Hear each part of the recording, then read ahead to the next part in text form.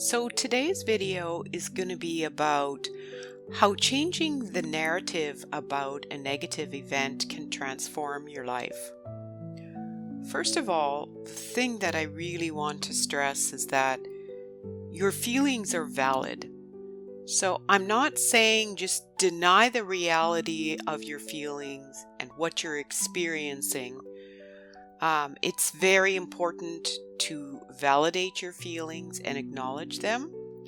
And I believe that suppressing your feelings only makes them stronger in the long run. But while it's okay to feel anger, sadness, or frustration, staying stuck in those emotions can keep you trapped in a negative cycle. Give yourself permission to process what you're feeling, but set a time limit. Whether it's an hour, a day, or even a week, before consciously shifting your focus. The goal isn't to ignore pain, but to prevent it from becoming your entire story. So, number one, the way we frame our experiences determines our emotions, behaviors, and overall outlook. So when something bad happens, we have two choices. We can tell ourselves a victim story. This happened to me, and now everything is ruined. And I just want to preface this by saying, yes, sometimes we are victims of an assault or unfairness somehow. But to see ourselves as a victim really does a disservice to us. We can reframe it as a challenge or opportunity. This is difficult, but what can I learn from it? So that's one thing you can say. This is an opportunity for growth. I'm going to get through this. I'm going to be stronger. We don't have to tell ourselves this is a good thing that we're going through, but there will be some good that comes from it. Our inner dialogue becomes the script we live by. If we keep telling ourselves negative stories, we do reinforce limiting beliefs and remain stuck in the suffering. And we don't grow, it's simple as that. But if we take control of the narrative, we can rewrite our experiences in a way that empowers us. And it's also just much easier to bear a situation when you do understand that something good will come from it, even if it's just something that we've learned. I mean, some people say, well, I've lost somebody that I love. What could possibly come from this that's good? And sometimes it's something like an appreciation, a stronger appreciation for the loved ones that are still with us. And we become more engaged with them. We have more appreciation for them, take time to spend time with them. So it's not always, the most negative thing. So number two is we have a default setting, and our default setting is negative. Our brains are hardwired to focus on threats and negativity. It's kind of an evolutionary survival mechanism. This negativity bias means that we tend to dwell on bad experiences longer than good ones, making it difficult to see a situation from a different perspective. For example, you might replay a negative comment from someone over and over, but forget the 10 positive ones you received the same day. It's even like a performance review. When our supervisor tells us we're doing this great job and then tells us the one thing that we should improve on, all we think about is the one thing we should improve on. So what is the problem? The problem is when we allow this bias to dictate our reactions, we get stuck in a cycle of negativity that limits our ability to grow, to problem solve, and most importantly, to move forward. So, number 3, what are some practical steps to shift perspective? So, this was one of the issues that I had is I was told many times when therapy, when I was going through some really rough stuff, that I was super negative. My perspective was like everything was catastrophic.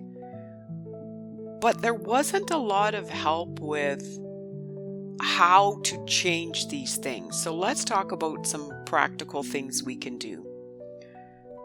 Reframing is one thing, and reframing doesn't mean we're denying the reality of the situation. It just doesn't mean pretending everything is okay.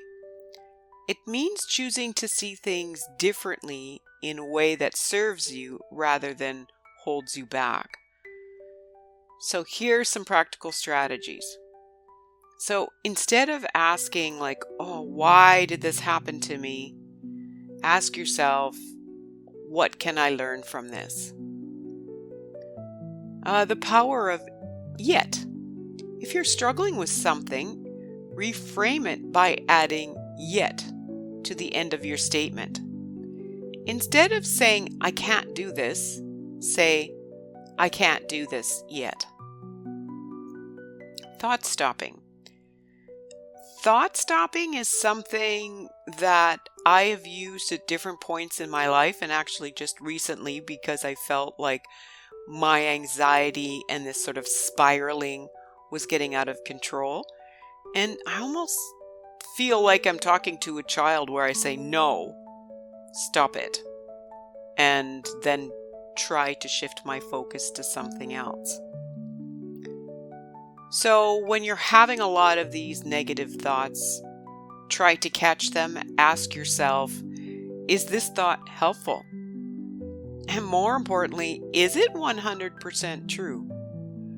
Replace it with a more constructive thought. Another thing is role reversal. If a friend came to you with this problem, how would you advise them? Sometimes stepping outside of ourselves can really help us see things more clearly. So your story creates your reality. The way you frame your experiences shapes how you feel, what you believe about yourself, and the actions you take. Negative stories can help keep you stuck. If you define yourself by past failures or painful experiences, you reinforce self-doubt and inaction. A new perspective creates new possibilities. When you rewrite the story, you give yourself permission to move forward and take control of your life. So what are some daily practices that we can do to rewire our thinking? Since our brains default to negativity, and once you understand that, we have to be intentional about rewriting our narratives and catching negative thoughts. This does take a lot of effort and a daily practice. So a couple of things to do. Journaling. Write about a negative event, but challenge yourself to find at least one positive takeaway. Adopt a gratitude practice. Whatever that looks like for you, whether you write 3 things down, whether you just take a moment to say to yourself the things that you're grateful for, and even the small things. Sometimes it might just be, well, I managed to have some food this evening and I have a roof over my head. Gratitude shifts your focus from what's wrong to what's right. Affirmations and self-talk. Speak to yourself as you would a friend. Use affirmations that reinforce positive narratives. And this is something that I used to think was kind of stupid, but I think when you practice affirmations, you have to say something that's at least close to what you believe. So like you can't be like, I'm the king of the world, because if you repeat that, you're just not going to get anywhere because you're going to be like, I'm not the king of the world. But something like, you did your best today. Or you've tried really hard. You were really kind to your friend. You got up this morning and you went to work. And that's great. So sometimes the affirmations have to be, you just got to tone them down a little bit until you begin to believe them, and then you could say something that's a bit stronger. So mindfulness and meditation. Being present helps break the loop of negative thought patterns and allows you to observe thoughts without attaching to them. It can be a very, very powerful practice. Now, I've never been good at meditating, but I just find guided meditations that I can listen to, put some headphones on, even short periods of time, and I just find that really helps. So also surrounding yourself with positivity. The content you consume, like books, podcasts, people around you, influences your mindset. Be intentional about what you expose yourself to. Like, I do watch the news to a very minimum, basically. With my work, I need to be aware of what's going on, and I think at this time it's important to be aware. But the news is super negative. If you're going to sit around and watch that for hours, there's really no way you can be happy when you're doing that. So be careful what you're watching, what you're consuming. The final bit I want to talk about is just my own experience with changing the narrative and changing my mindset about my own experiences. There was a time, probably about 15 years ago, maybe more, I guess now, and I was in the worst place ever. I was extremely depressed. I had anxiety to the point I just could barely leave the house and sometimes couldn't. Post-traumatic stress disorder. I couldn't sleep.